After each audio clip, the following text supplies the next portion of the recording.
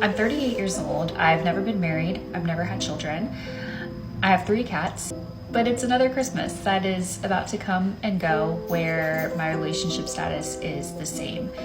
And it's crazy because if you had asked me 10 years ago if I would be single at 38, I would have been like, absolutely not.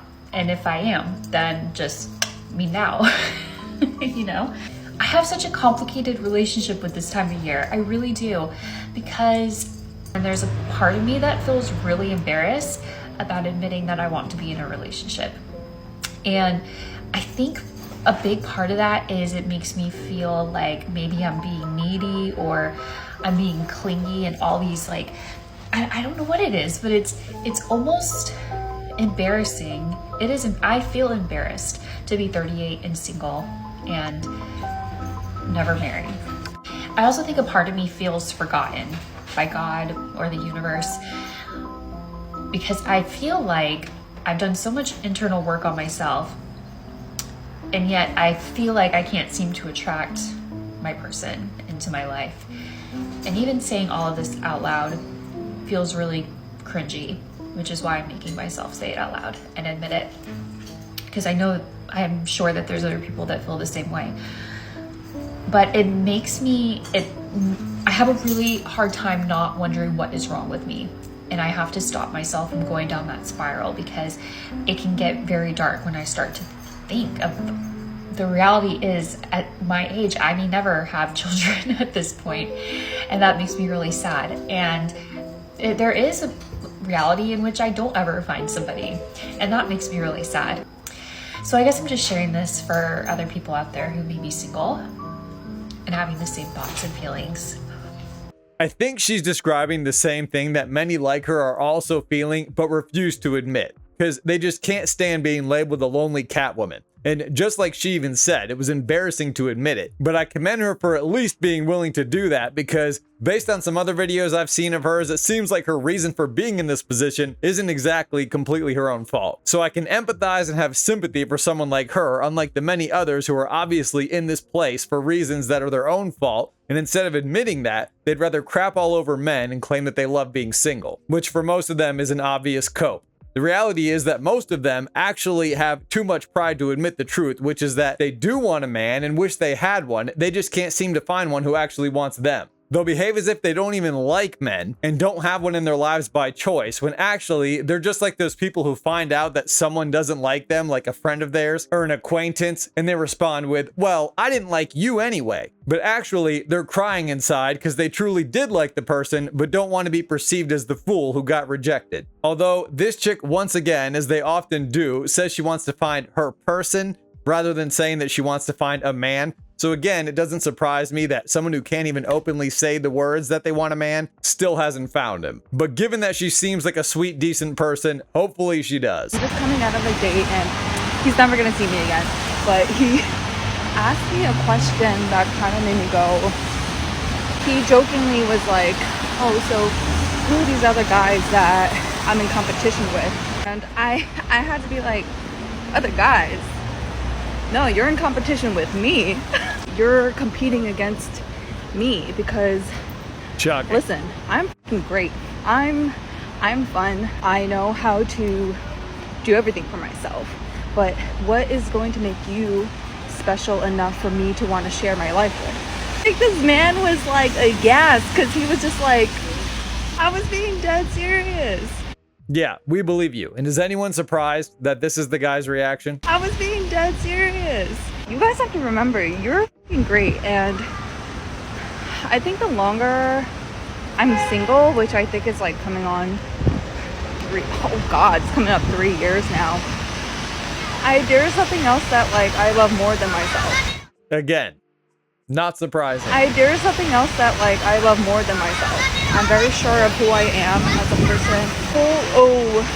Men are scared of independent women. Like, y'all should be. Like, if you are not coming in prepared and sure of yourself, then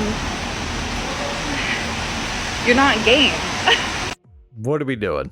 This is exactly the kind of attitude I'm talking about. Is it surprising at all to anyone that it's been 3 years since she's been in a relationship? It wouldn't surprise me if it took another 3 years for her to find one, if not more. First off, when she says he's never going to see me again, do you think she meant he's never going to see me as in she won't allow him to, or he's never going to see me again as in he's never going to be willing to see me again? Because I'd put my money on the latter. And if that is the case, it's not surprising considering she turned what sounded like it was supposed to be a friendly bit of banter and possibly an attempt to see if she's the type who has a roster of guys, and turned it into this competitive, confrontational job interview type scenario. And likely, when she gave him this attitude, he was immediately turned off by it, which she sort of suggested, and that's why she knows that she'll never see him again. Then instead of realizing, oh, that route I took with him was probably a mistake. Perhaps I should have been a little more friendly and less aggressive.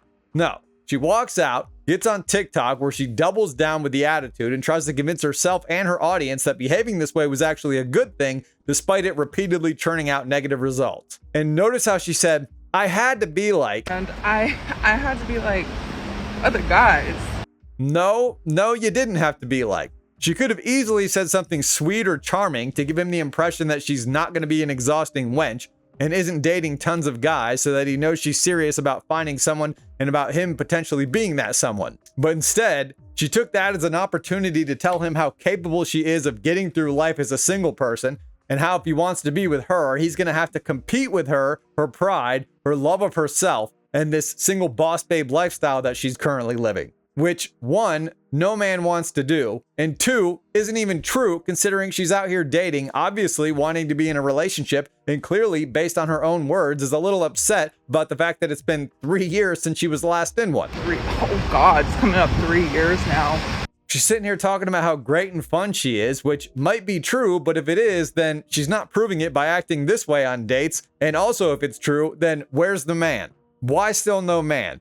And if she can do everything for herself, that's also great, but why would that be something that a man would want to hear on a date? That's basically like saying to the guy, I don't need you, but you should want me because I'm really great. So tell me why I should allow you to experience my greatness long term. In what world is that attitude going to attract someone for a relationship? Just imagine a guy on a date, and when his date asks him, so are you seeing anyone else currently? He replies with, what I'm seeing is myself cooking, cleaning, shopping, paying the mortgage, having fun being single, and providing everything for myself that one might seek in a girlfriend or wife. So given all that, you tell me why I should consider continuing to see you. That man would be perceived by her as a prick with lacking self-awareness at best, and a crazy person at worst. And even if those things do happen to be true, that's not an appropriate response to the question, nor is it going to lead anywhere good. And the fact that she was shocked that he was put off by this type of reaction is also not surprising. Especially when she says at the end, men are scared of independent women, and they should be.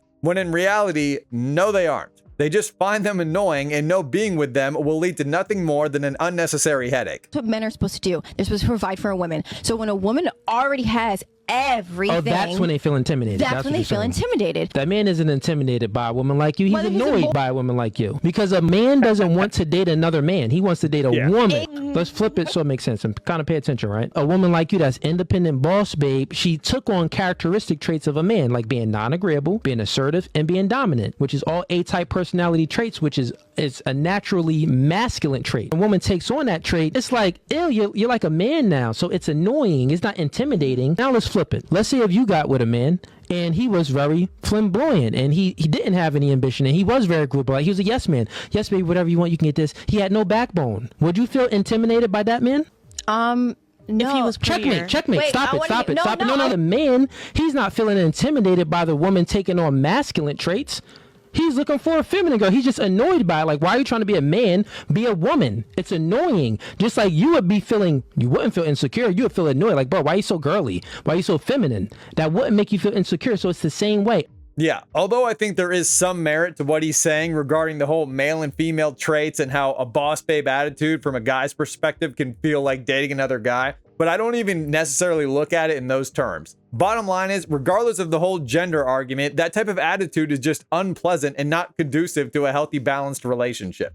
Just like the example I gave a moment ago of the guy telling his date that he can do anything and everything on his own without needing her in any way, and that there's very little she could contribute to his life. That mentality is just a garbage one, and it's not appealing to someone who's looking to you as a potential relationship partner. So the people who act this way don't seem to consider that a relationship isn't just about what the person can provide physically as far as labor and monetarily. Relationships are supposed to be about a connection and being there for one another in a way that someone can't be there for themselves. And the people who don't realize this typically aren't worth anyone else's time, but they're stuck so far up on their high horse that they can't see that. Regardless of how much of an independent boss you are, you can't be your own companion. And although I do think it's healthy for both men and women to be comfortable financially and mentally in every way before seeking a relationship in order to prevent them from getting into the wrong one with the wrong person for the wrong reasons. And by that, I mean, don't just get into a relationship with someone because you can't pay the bills or because mentally you have to be dependent on them, or else you're going to be dependent on them in a bad situation.